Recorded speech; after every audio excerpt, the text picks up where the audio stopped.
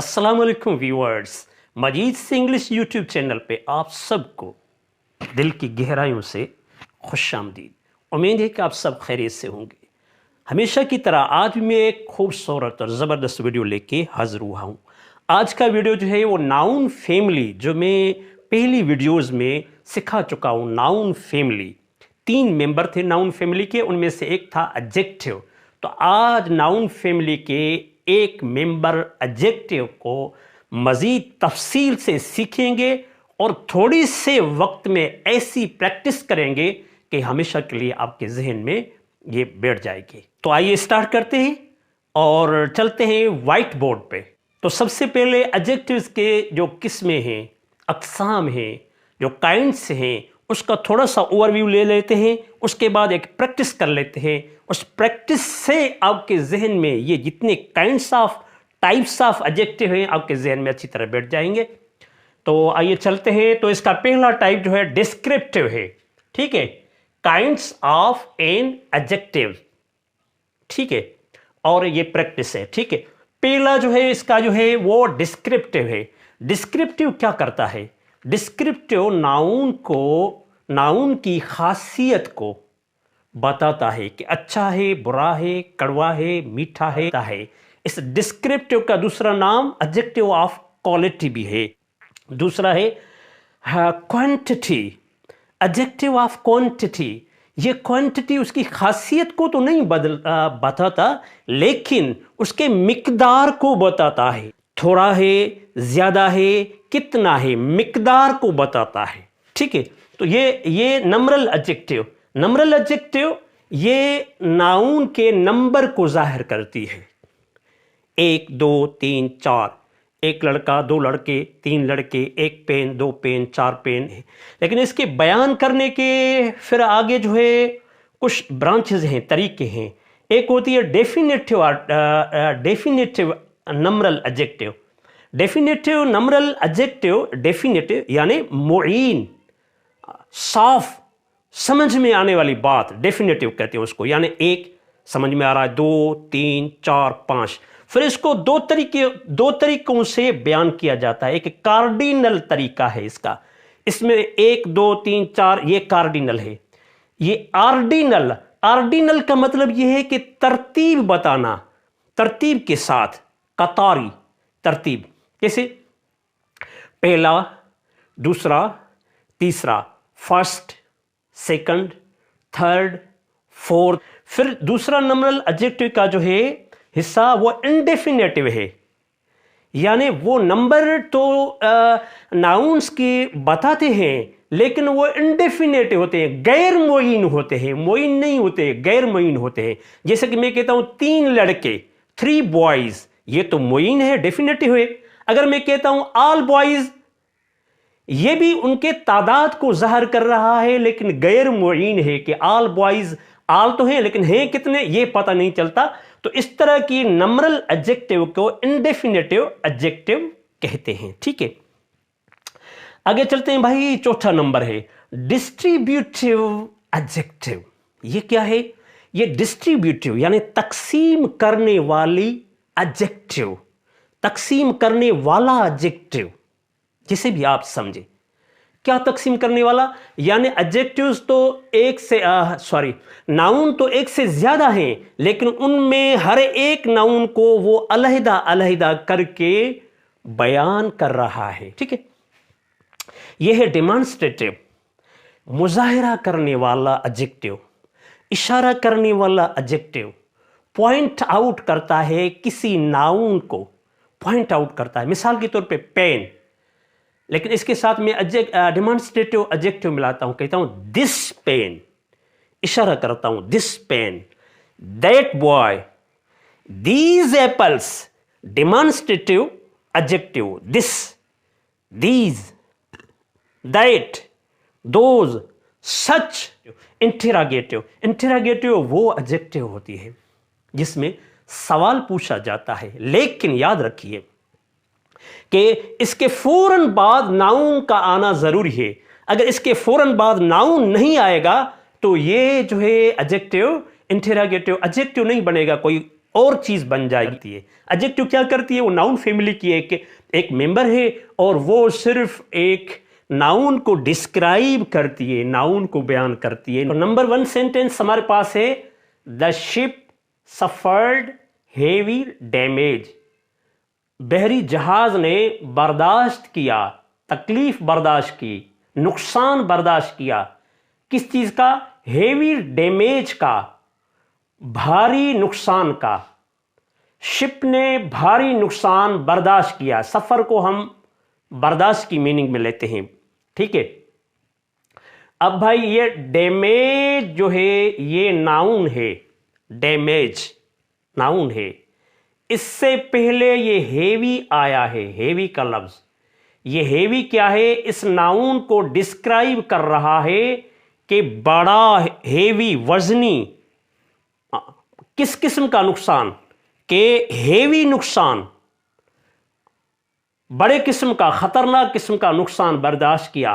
तो ये कौन से काइंड में जाएगा, ये हेवी एडजेक्टिव है। पहले तो हमने एडजेक्टिव पॉइंट आउट किया कि भाई डैमेज नाउन है, तो इसको डिस्क्राइब कर रहा है हेवी। तो ये हेवी कौन सा किस्म है, तो इसको हम जाके मिलाएंगे अपने एडजेक्टिव से कि भाई ये डिस्क्रिप्टिव है, ये डैमेज को डिस्क्राइब कर रहा है।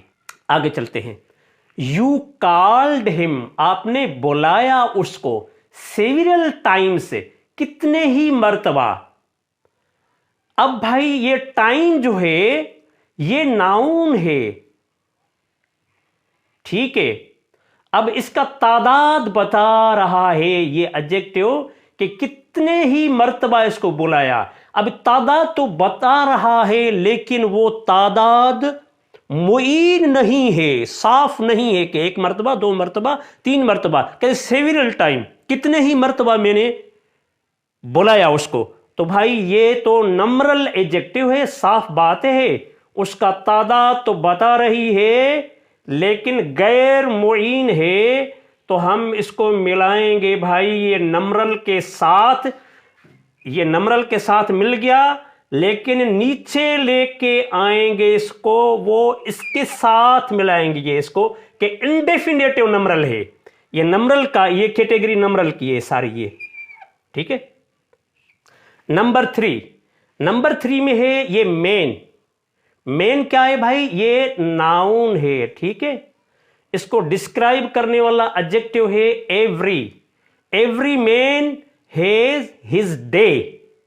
पहले तो इसकी मीनिंग समझ ले कि इसका मतलब क्या है, कि हर एक आदमी को अपना दिन होता है, यानी हर एक आदमी के लिए अपनी मंजिल और कामयाबी के लिए कोई चीज़ मुतय्यन और मुअय्यन होती है। तो ये मेन को एवरी बयान कर रहा है, यानी मेन यानी सारे आदमियों में से हर एक को अपना दिन, अपनी किस्मत का इंतजार है। को हम लेके आए यहां, किससे मिलाया, यहां मिलाया डिस्ट्रीब्यूटिव एडजेक्टिव से। ओके, ये नंबर 4 है। Alive ass is better than dead lion. एक जिंदा गद्दा is better than a dead lion. एक मरे हुए शेर से एक जिंदा गधा अच्छा है। तो यहां ये डेड लायन, डेड लायन क्या है भाई, यहां ये डेड क्या है भाई, ये एडजेक्टिव है, ये इसकी क्वालिटी को बयान कर रहा है। ये बिल्कुल वो इस कैटेगरी, पहली वाली कैटेगरी के अंदर आता है, डिस्क्रिप्टिव है।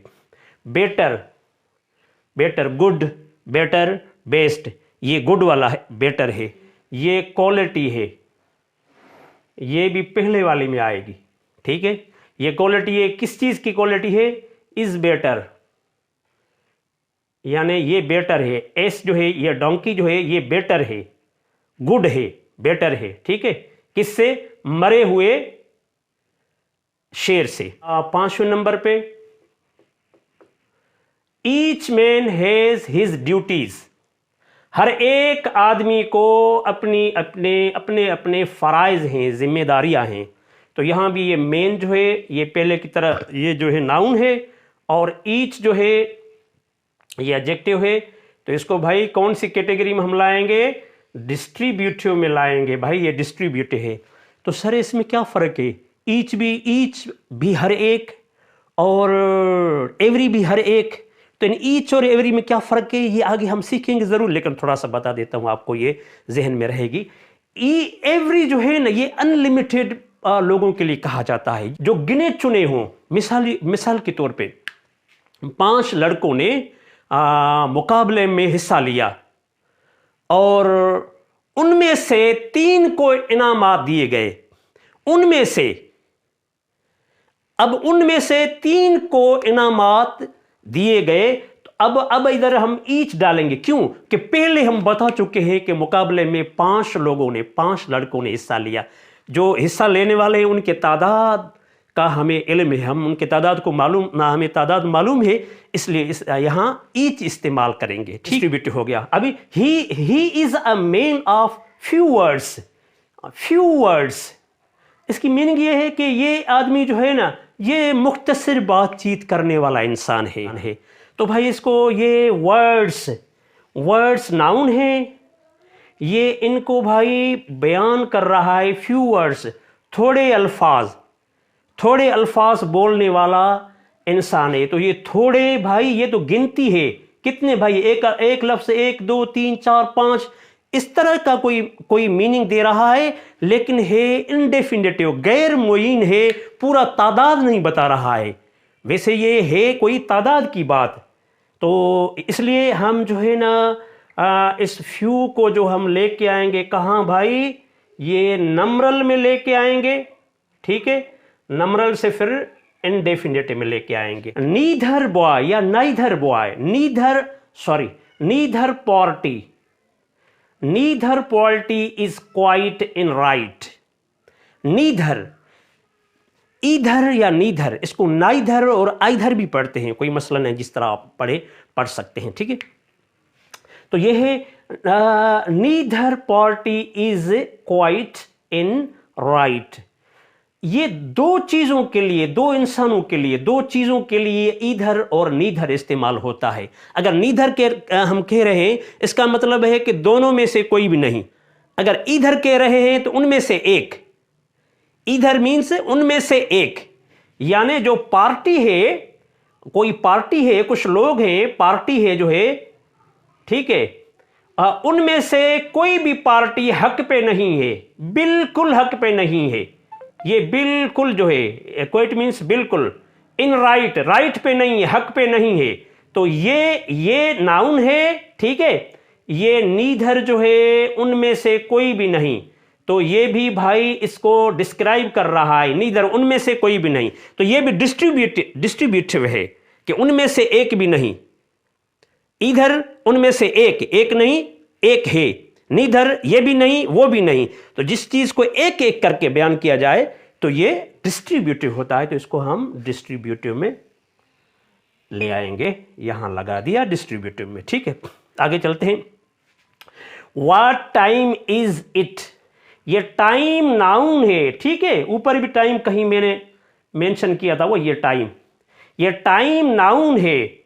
नाउन से पहले व्हाट आया है।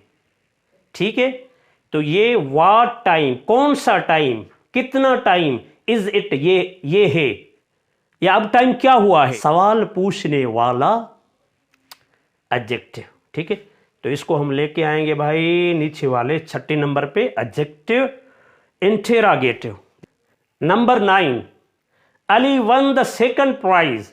ये प्राइज क्या है भाई, नाउन है। ये सेकंड भाई दूसरा। मैंने बताया था कि एक एडजेक्टिव है जो काम आती है गिनने में, लेकिन ऑर्डिनल होती है। तरतीब बताइए कि पहला बताती है, तरतीब बताती है, पहला, दूसरा, तीसरा, चौथा, फर्स्ट, सेकंड, थर्ड, तरतीब बताती है। जो एडजेक्टिव तरतीब बताए तो उसको हम कहेंगे कि भाई है तो ये गिनने वाली नम्रल है, ये नम्रल है, ये नम्रल है। लेकिन कौन सी नम्रल है कि भाई ये वाली, वो ऑर्डिनल, देख रहे हैं आप, ऑर्डिनल, तरतीब बताने वाली। आगे चलते हैं। सम ड्रीम्स और लाइक रियलिटी, कुछ ख्वाब होते हैं लाइक रियलिटी, हकीकत की तरह। ये ड्रीम्स नाउन है। सम ड्रीम्स, कुछ ख्वाब, एक ड्रीम 2 ड्रीम, 4 ड्रीम, 5 ड्रीम्स, 1 2 3 4, ये भी गिनती के लिए आते हैं। सम ड्रीम्स, ये भी कोई गिनती है लेकिन गैर मुईन है, वो जो है गिन के नहीं बता रहा। अगर गिने जाएं तो फिर तो पता चल जाएगा, लेकिन कहते हैं सम पेन्स, कुछ पेने हैं उधर, गिन के नहीं बता रहा, गैर मुईन बता रहा है। ठीक है, तो सम भी गैर मुईन एडजेक्टिव्स के अंदर आता है, तो इसको कहेंगे भाई है तो गिनने वाली है, सम नम्रल एडजेक्टिव है, लेकिन भाई इसको हम शुमार कहाँ करेंगे भाई, नम्रल में ही करेंगे। लेकिन नम्रल में तो हम पहुंच गए, इधर कहाँ करेंगे, डेफिनेटिव में करेंगे या इंडेफिनेटिव में करेंगे? इंडेफिनेटिव में करेंगे, क्योंकि ये मुईन मिकदार हमें नहीं बता रही। दिस मैंगो इज स्वीट, ये मैंगो क्या है भाई, नाउन है। नाउन को कोई चीज नाउन से पहले आई है जो इसको डिस्क्राइब कर रही है, तो ये हो गया एडजेक्टिव। और ये कौन सा एडजेक्टिव हुआ कि भाई ये थोड़ा इशारा कर रही है, दिस मैंगो, ये मैंगो जो है ये मीठा है, तो जो इशारा करती है उसको कहते हैं भाई डिमॉन्स्ट्रेटिव एडजेक्टिव।